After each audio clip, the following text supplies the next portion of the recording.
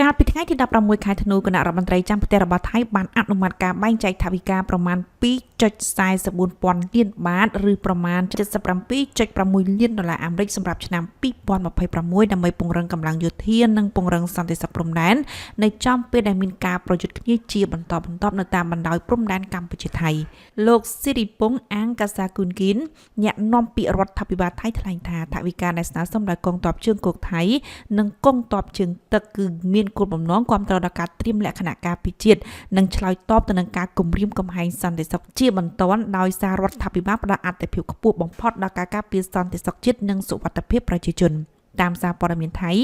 ការអនុម័តនេះបានកើតមានឡើងនៅពេលដែលមានការប៉ះទង្គិចគ្នានៅតាមបណ្ដោយព្រំដែនកម្ពុជាថៃបានឈានចូលដល់ថ្ងៃទី9ខណៈចំនួនទាហានថៃបានស្លាប់កើនឡើងដល់ចំនួន17នាក់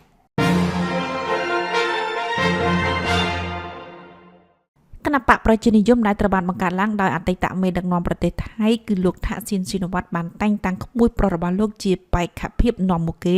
សម្រាប់តំណែងនាយករដ្ឋមន្ត្រីក្នុងការបោះឆ្នោតដែលគ្រោងធ្វើឡើងនៅខែកុម្ភៈខាងមុខនេះនៅពេលត្រូវបានសាកសួរអំពីគោលនយោបាយសន្តិសុខជុំវិញការប៉ះទង្គិចនៅតាមបណ្ដោយព្រំដែនជាមួយកម្ពុជាដែលផ្ទុះឡើងយ៉ាងខ្លាំងលោកយុទ្ធឆាណានបានឆ្លើយថាវានឹងមានភាពសាមញ្ញទេលោកបន្តថាអធិបតេយ្យភាពនឹងជាអាទិភាពហើយយើងត្រូវតែជួយសង្គ្រោះប្រជាជនរបស់យើង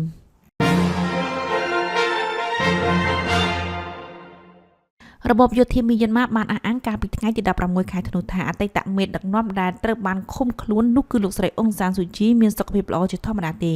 តែយ៉ាងណាក៏ដោយសេចក្តីរាយការណ៍នេះមិនបានផ្ដល់ភស្តុតាងឬព័ត៌មានលម្អិតអំពីស្ថានភាពរបស់លោកស្រីនោះទេការបញ្ជាក់នេះកើតឡើងមួយថ្ងៃបន្ទាប់ពីកូនប្រុសរបស់លោកស្រីបានប្រាប់ទីភ្នាក់ងារសារព័ត៌មាន Reuters ថាទទួលបានព័ត៌មានតិចតួចប៉ុណ្ណោះអំពីស្ថានភាពរបស់លោកស្រីដែលបច្ចុប្បន្នមានវ័យ80ឆ្នាំហើយលោកខ្លាចក្រែងលោកស្រីអាចស្លាប់ដោយលោកមិនបានដឹងនៅក្នុងបទសម្ភាសន៍មួយនៅទីក្រុងតូក្យូលោកគីមអេរីសបានលើកឡើងថាលោកមិនទទួលបានដំណឹងពីម្ដាយរបស់លោកអស់រយៈពេលជាច្រើនឆ្នាំមកហើយប្រទេសចិនកាលពីថ្ងៃអង្គារទី16ខែធ្នូបានជំរុញឲ្យប្រទេសនានាដែលស្រឡាញ់សន្តិភាពត្រូវទប់ស្កាត់ឲ្យបានដាច់ខាតរាល់សកម្មភាពណាមួយដែលអាចធ្វើឲ្យលទ្ធិយុត្តិនិយមជប៉ុនងើបឡើងវិញការអំពាវនាវរបស់ចិនយ៉ាងដូចនេះធ្វើឡើងចំពេលដែលភាពតានតឹងរវាងទីក្រុងប៉េកាំងនិងតូក្យូនៅតែបន្តពាក់ព័ន្ធនឹងកោះតៃវ៉ាន់ម្យ៉ាងការលើកឡើងរបស់ទីក្រុងប៉េកាំងនាពេលនេះបានកើតឡើងបន្ទាប់ពីរដ្ឋមន្ត្រីការបរទេសជប៉ុន